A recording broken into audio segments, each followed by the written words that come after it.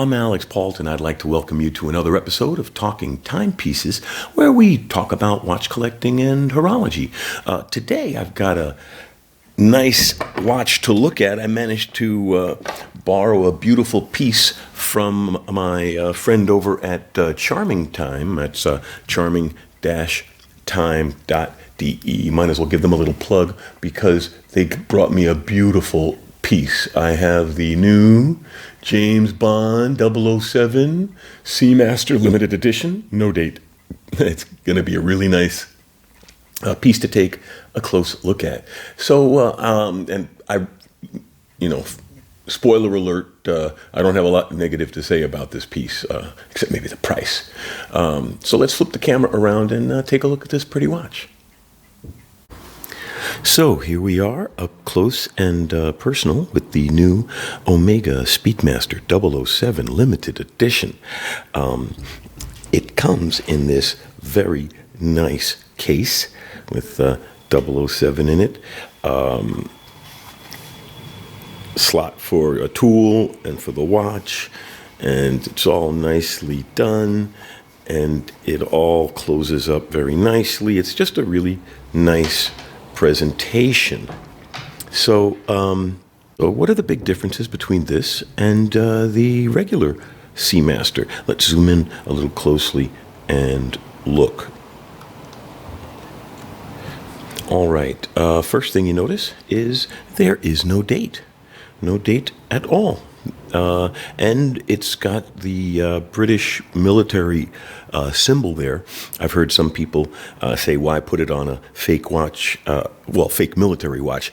007 is supposed to be a British naval commander, and so theoretically his watch would be military issue. I mean, even if he wasn't a military commander, a naval commander, he would also be an employee of the civil service as a secret agent. And wouldn't they be issuing secret agents military issue hardware, or at least military grade hardware? And just throwing in the arrowhead is a nice touch. And they had to go to the British government to ask for permission because it is a military symbol, but they got permission. So if the Brits thought it was a good enough application of the symbol, it's good enough for me because it's their symbol, not mine. And they did give permission to use it. Another thing you might notice is it's kind of hard in this lighting, but it has a very, very, very rich, deep, almost in caramel light brown. I wouldn't call it a photina. Like I said, this light doesn't do justice. Let me see, maybe if I angle it a little bit. But you see, it is very well loomed, just as all of the Seamasters are. And what keeps it in my mind from being a real photina is that it is a brown dial watch, and the bezel loom matches the indices. So it's light brown on dark brown. Like I said, unfortunately, the camera doesn't give the colors of the watch justice. Do the colors justice? But it is a beautiful, deep chocolate brown face and bezel, and then a lighter caramel brown fill on the indices and on the bezel indicators. Of course, it's got the, let me zoom out a little bit more. It's got the helium escape valve. It's got the traditional twisted lugs case. And it's got this beautiful Milanese style bracelet, although it's very well done with the riveted holes. I like the fact that it's a standard band style, even though it's a Milanese chain. And it does have a deployant clasp, milled deployant clasp, Omega Fair. It's the same kind of clasp I've got on my Globemaster. Now, this is a beautiful piece, and because it's a no date, the face has more symmetry, even though it's a 6 o'clock date in the standard Seamaster.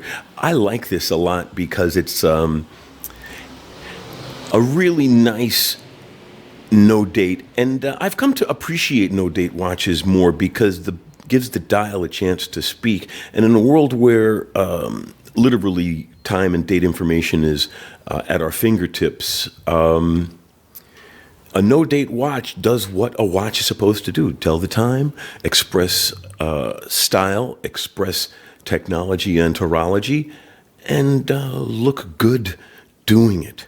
It is a screw-down crown, hacking seconds. It does have the Omega Co-Axial movement. However, in this model, let me be careful to cover it. In this model, it's a metal back. It does say various nice things like 007, and it's got the arrow on the back. I'm covering the serial number because it's still unsold. This is courtesy of my friend over at Charming Time. That's charming-time.de, giving me access to this beautiful piece before they sell it to someone. So those were my impressions about it. I mean, it's a beautiful Seamaster. It's a no-date Seamaster. Okay, and so let's zoom out and measure the case. Okay, make sure it's zeroed. Boom. Oops. There we go. So we've got a 42 case, 42 and change. The bezel is sticking out a little irregularly. And we've got a 13 thickness. Now that is a nice thin watch.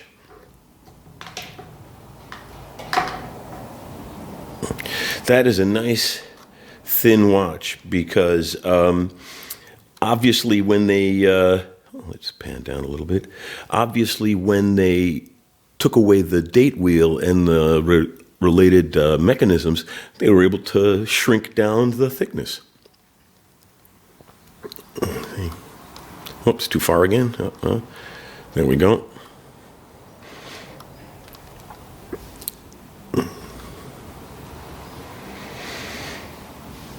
So the Seamaster 007 limited edition no date is a really nice diver and totally worth looking into.